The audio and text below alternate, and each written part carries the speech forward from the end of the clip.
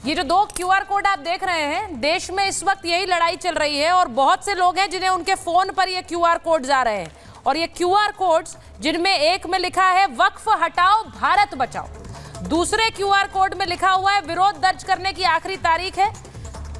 ये मुसलमानों की मिल्कियत है, हम हुकूमत की इसमें किसी भी तरह की दखल अंदाजी को पसंद नहीं करते हैं। और यही जा रहे हैं अलग अलग लोगों के फोन पर, आपके फोन पर भी आ रहे होंगे। शहजाद पूनावाला, राष्ट्रीय प्रवक्ता बीजेपी, हमारे साथ जुड़ गए हैं। हमारे साथ आचार्य राज मिश्रा हैं स्टूडियो में। सुप्रीम कोर्ट के वकील विष्णु शंकर जैन हमारे साथ जुड़ रहे हैं। हमारे साथ अजीज खान साहब हैं, राष्ट्रीय प्रवक्ता समाजवादी पार्टी। दानिश कुरैशी साहब AIMIM के प्रवक्ता हैं। और स्टूडियो में प्रोफेसर मुमताज आलम हमारे साथ हैं, जो आप उनको देख सकते हैं। मैं शुरुआत जरा सबसे पहले एक बार विष्णु जी आपके साथ कर लूं क्या, अगर आपको मेरी आवाज आ रही? जी विष्णु जी, जी देश में इस वक्त ऐसा लग रहा है हर किसी के फोन पे QR कोड भेजे जा रहे हैं। एक तरफ पंडाल के बाहर लगे हैं, एक तरफ मस्जिदों के बाहर लगे हैं। एक कह रहा है वक्फ को लाना है, एक कह रहा है वक्फ को भगाना है। ये जो देश में एक तरह से एक मैं कहूं महाभारत ही छिड़ गई है। लेकिन मैंने एक पटना की तस्वीर दिखाई, गांव को 30 दिन के अंदर खाली करने का अल्टीमेटम दे दिया, कह दिया हमारी जमीन है वक्फ ने। अब आप सोच लीजिए, क्या यही वो मनमानी नहीं है जिसके खिलाफ कह रहे हैं संशोधन जरूरी है, जमीनें नहीं हड़पी जा रही? सुचरिता जी, मैं एक बात पूछना चाहता हूं आज आपके चैनल के माध्यम से बहुत ही संजीदगी से। जो आज वक्फ के तहत पावर दी गई है वक्फ एक्ट 1995 में अनअमेंडेड, क्या ऐसा कोई प्रोविजन किसी और समाज के लिए, किसी जैन समाज, सिख समाज, क्रिश्चियन समाज, किसी और समाज के लिए है क्या? अब प्रोविजन क्या है, मैं वो आपके सामने रखना चाहता हूं। सेक्शन 40 में वक्फ बोर्ड को पावर दी गई है कि वो किसी भी संपत्ति को वक्फ संपत्ति घोषित कर सकता है। और ऐसा नहीं है सुचरिता जी, ये सिर्फ एक सेक्शन है, इसका हमने क्रियान्वयन होते हुए देखा है। इलाहाबाद हाईकोर्ट की संपत्ति का एक पोर्शन वक्फ संपत्ति घोषित कर दिया गया।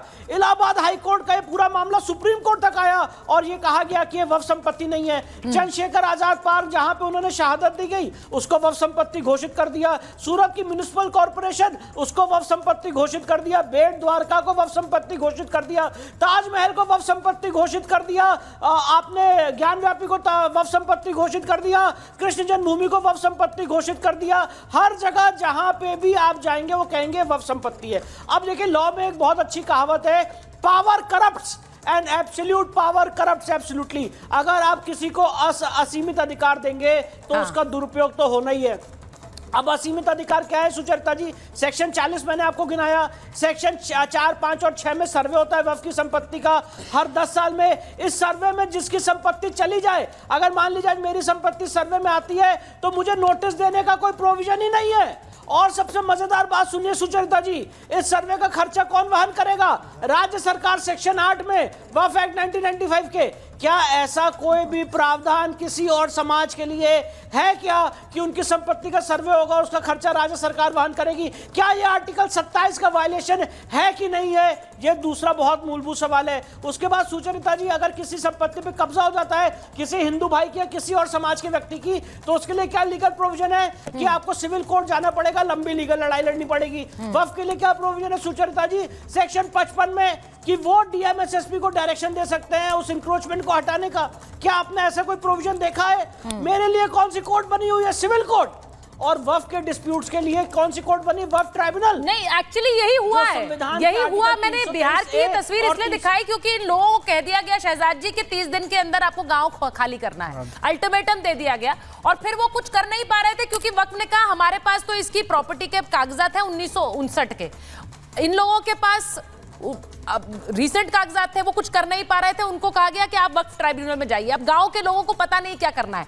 मैं आपसे ये पूछ रही हूँ, ये जो QR कोड वाली जंग चढ़ गई है यहाँ देश में, पंडालों के बाहर लग रहे हैं, मस्जिदों के बाहर लग रहे हैं, कह रहे स्कैन करिए भेजिए। आपके फोन में भी आया होगा, पता नहीं, मुझे मेरे तो फोन में आया। एक लाइटर नोट पे बात बोल दूं, ये QR कोड बनाने में इजराइल का बड़ा हाथ है, तो कहीं हराम वराम ना हो जाए। ये हलाल नहीं है पूरी तरह से। ये बोल दो इन लोगों को कि इजराइल का भी इसमें रोल है बनाने में।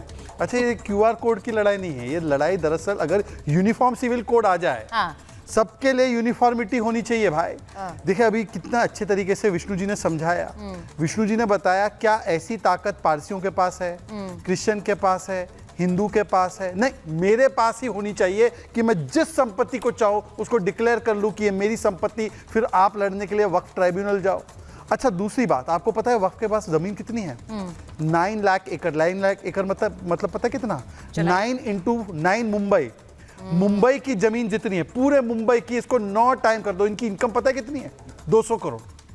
पूरे मुंबई की अगर प्रॉपर्टी को रेंट पे डाला जाए तो कितनी इनकम आएगी? ये 9 टाइम्स ऑफ मुंबई है और इनकम 200 करोड़। इसलिए सच्चर कमेटी रिपोर्ट ने क्या बोला? इसमें अमेंडमेंट करो, इसमें ट्रांसपेरेंसी लाओ।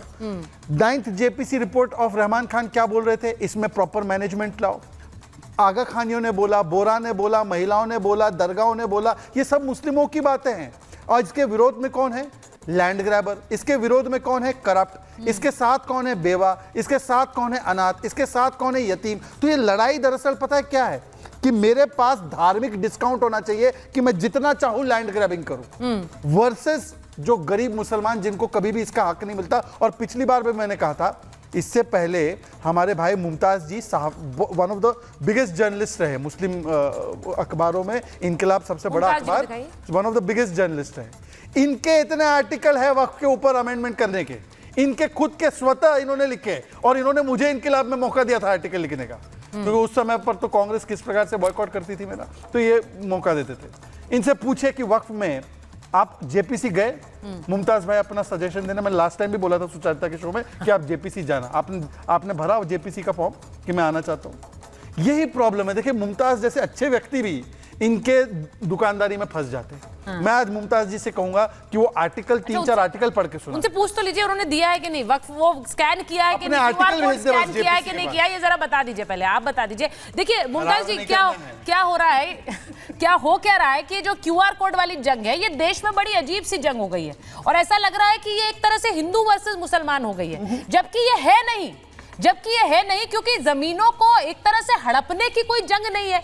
अब देखिए ओवैसी साहब ने भी कह दिया कि बर्बादी हो जाएगी और हम बर्बादी ला देंगे अगर बर्बादी हुई।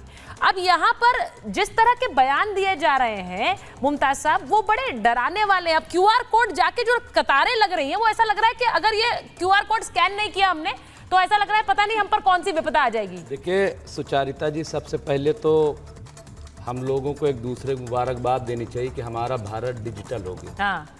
और अब हमारी लड़ाई डिजिटल पर आ गई थी, तो अच्छी बात है कि डिजिटल का इस्तेमाल हो रहा है, नंबर एक बात। दूसरी बात, जो ये किसकी बदौलत? शहजाद पूनावाला साहब कह रहे हैं, वाकई ये डिजिटल इंडिया का क्रेडिट तो दीजिए। पहले बहुत सच बोलते थे और हक की लड़ाई लड़ते थे।